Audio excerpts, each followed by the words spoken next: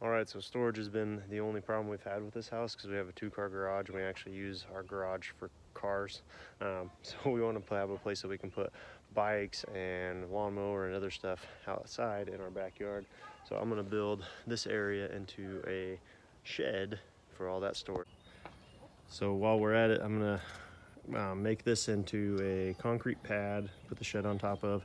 And while we're at it, we're gonna get rid of this decrepit old wood patio that's just gotten worse as we've lived here and turn it into a nice concrete pad to match up with that area. So we're taking all the screws out and removing all this stuff to get it out of the way. So I was trying to decide if we were gonna just buy a prefab one, put it over in the corner over there. But I think it's gonna be better if we build it. Probably save a little bit of money and it'll be a lot higher quality. And if I do a lean-to style that kind of comes up against the side here, I can run electric to it and everything a lot easier too, in case I want lights or a little heater in there to keep things warm in the winter. Battery tender for riding mower, any of that stuff will be way easier to bring because my electric is right around the corner versus if I had to try to figure out how to get it across the whole yard into the back, which would be pretty much impossible. What we think would be sweet is get plumber or somebody to tie in. That's our gas line. We could actually run another separate line from there over and have a gas fire pit and then have a hookup for a barbecue grill right there. It would be pretty sweet. You Daddy's big helper, Brooks? You're gonna hurt yourself and I'm gonna get in trouble. Well, Caitlin and I went through and removed all of these screws that we could, but about half of them are either rusted or stripped. So there's half of them we got out of there. The other half I'm having to take and use a crowbar and just pull the wood up around the screw, and I'll remove these later. It's a freaking pain in the butt, huh, Brooks? Stupid.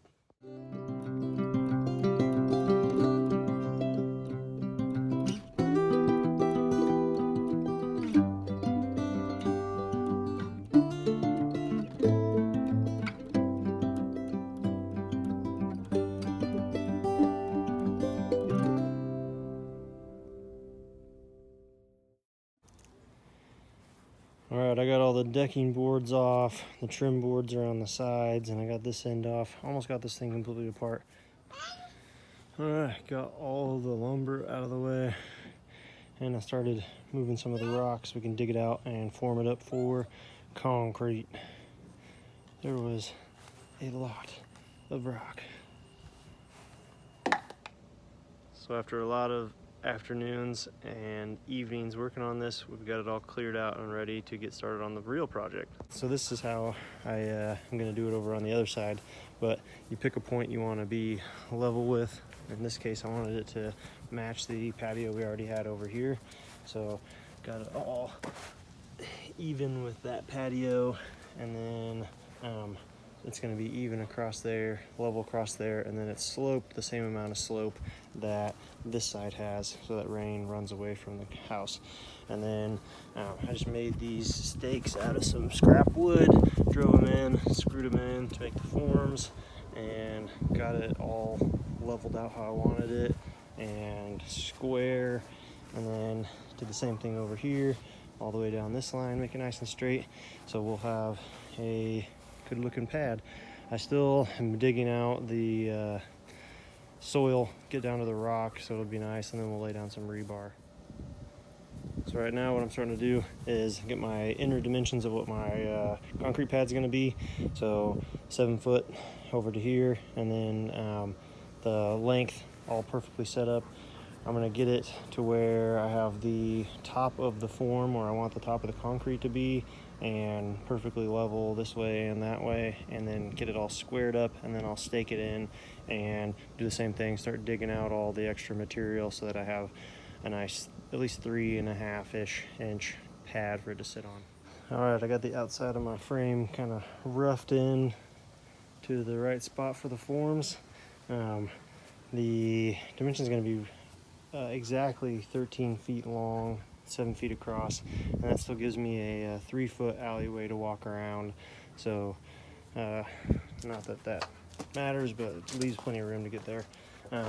What I'm going to do is this end of the concrete where it butts up against the brick is going to come right along this grout line all the way across, and it'll even out with that end over there perfectly.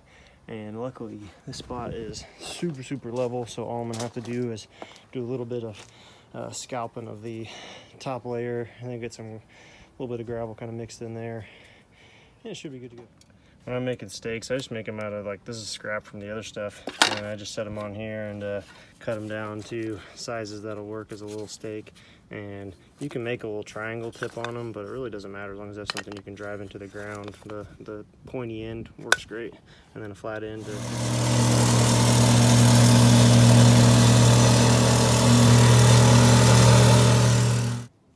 So Derek was nice enough to help me get the tamper out here and tamp it all down. And then now I'm just using one of these laser levels, and I set it up on a brick so it was the same height as the concrete and the same angle of slope as the concrete that's already there, the pad. And then it lines up nicely with the top part of my form. You can kind of see how it lines up with that. And then I go through and I use my measuring tape, and I just put the measuring tape on the ground, and I see how thick the pad is, and make sure there's not any low spots or super high spots, and it looks pretty dang good.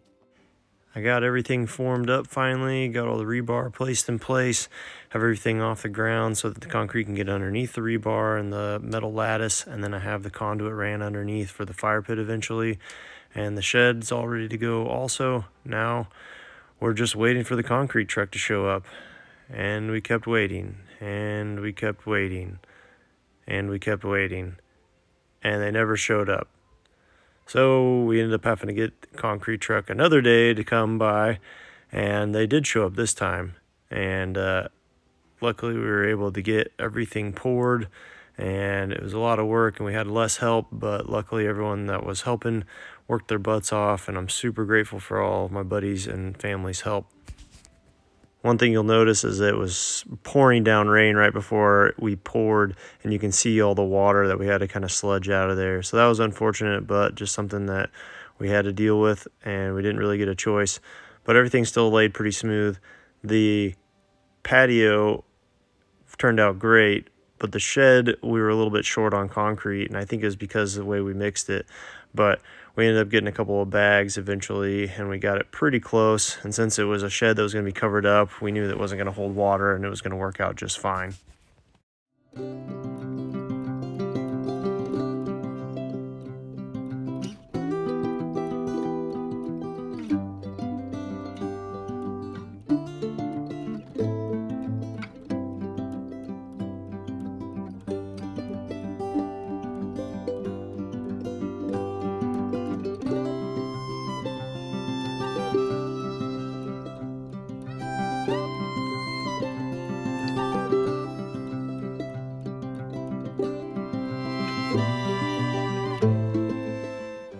After that long night and a couple days to let the concrete cure, we were able to start on construction of the shed.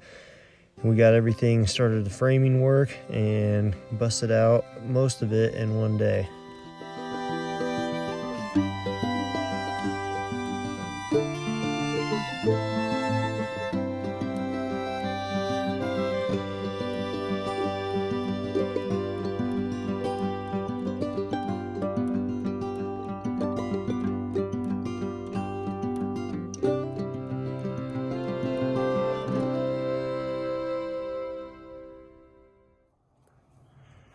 All right, so yesterday I got the first part of the framing done. I was able to use the new pad over here for the patio as an area to set up my walls, measure them out, cut everything to length, and then hauled it over with Caitlin's help and assembled it. So just standard framing stuff, 16-inch on center, and then I was able to use these like those blue Tapcon type anchors into the ground. Since this isn't like a house or anything, I'm not doing the gigantic anchors. This will be good enough. And then just framed it up and A little bit interesting how I'm doing this. I'm not a builder. I'm definitely a vet. So, I mean, there's probably better ways to do this, but this will definitely hold.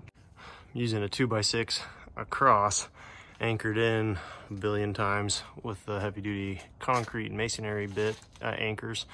And then I'm gonna do a couple more of these 2x4s just up against the brick, anchored in as well, to kind of hold the weight up and down.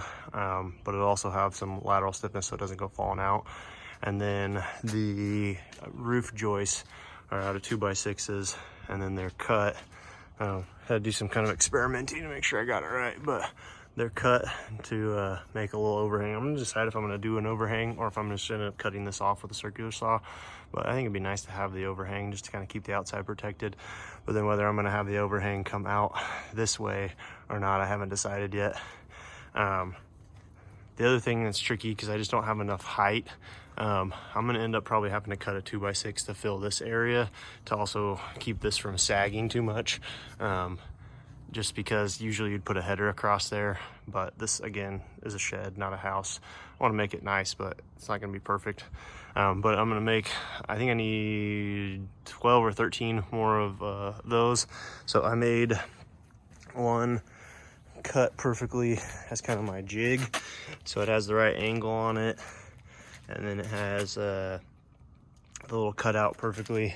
And then I actually had to take everything down because it was raining, but I made a little diagram of what degree the cuts are at, so that way I can make the same cuts.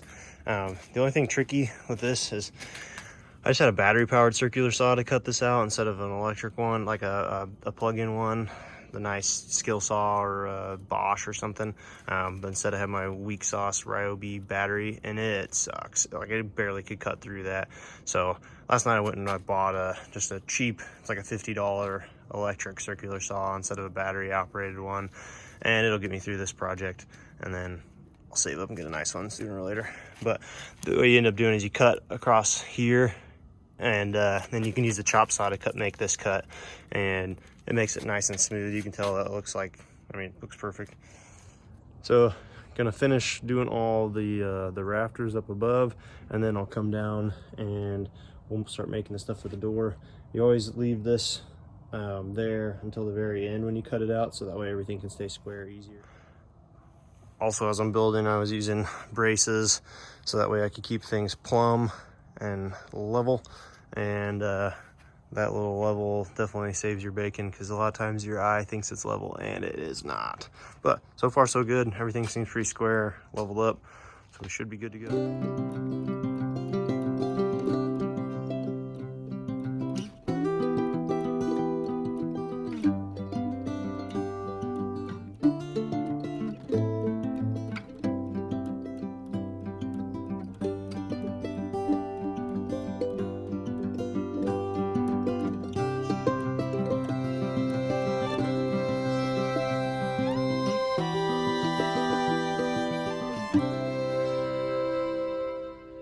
All right, we've been kind of messed up with some crappy weather, but me and Caitlin got some work done on this shed. So just because it was about to start pouring down some rain, we ended up just throwing up the plywood up on top of the roof to get it slightly dried in. Obviously you can see we have giant puddles underneath here. This, I don't know if I talked about this, but this concrete pad, I was really short on concrete, and since this is just a shed, I made sure we had that perfectly level and pretty. And this one didn't care so much about. So there is a low spot in the middle. We ended up having to buy some bags of concrete rather than going and ordering another, couple $100 worth of yards of concrete, which we didn't need. We just got some bags and kind of filled in the low spots while it was all still wet, and we can mix it together. So it'll work fine for the shed, because obviously it's gonna be dry once it's done. But I've been getting the sheathing on the outside. This stuff, I mean, it's sheeting board. It's made specifically for this purpose. It's a little cheaper than plywood. It's really lightweight, not as durable, but it's like, I jokingly say it's just asphalt impregnated sawdust, because that's basically what it is when you cut into it. It's little fibers of wood mixed with this asphalt material. But it's getting this side all done. I'll keep working my way around the other side. And then I still need to,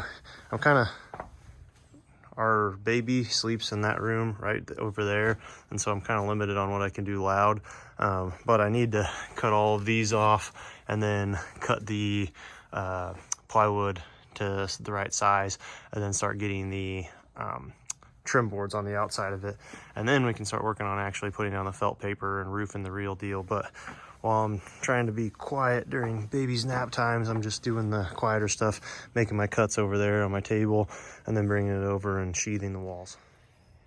Now, when I get to my siding and my trim work, I'm gonna do this a lot more exact. I'll probably use a table saw because it'll be perfect that way, or as close to perfect as I'll get it.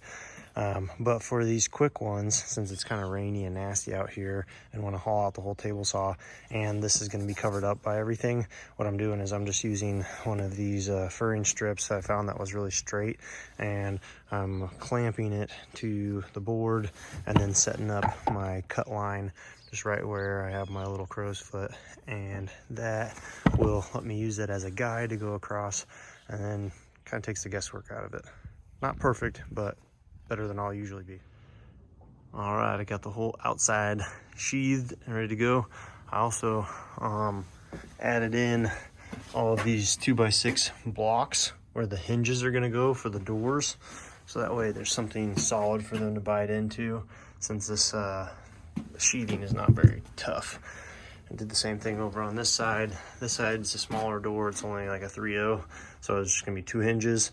But since this is kind of more of the French door style and they're gonna be bigger, I did 3 hinges on each side with this one. Each hinge is supposed to hold about 50 pounds, so it's gonna be a little bit overkill, but I'd rather do that and not have it sag and get nasty. And then since I didn't do like a true header, since this is just a shed, what I did is I'm using kind of the 2x6 up above as a header, and then I put all of these blocks in there to make sure that this gets held up. This isn't gonna sag. If it does, I'll eat my words later, but it shouldn't be too big of a deal. And then got this whole side sheathed up and ready for the actual siding. Next what I'm gonna do is I'm gonna get on top of the roof. I'm gonna undo these 2 that I just temporarily put up, the 2 pieces of plywood, and then move it over to the side, and then I'm gonna cut all of these rafters to the right length, and then I can cut the plywood on top of the roof.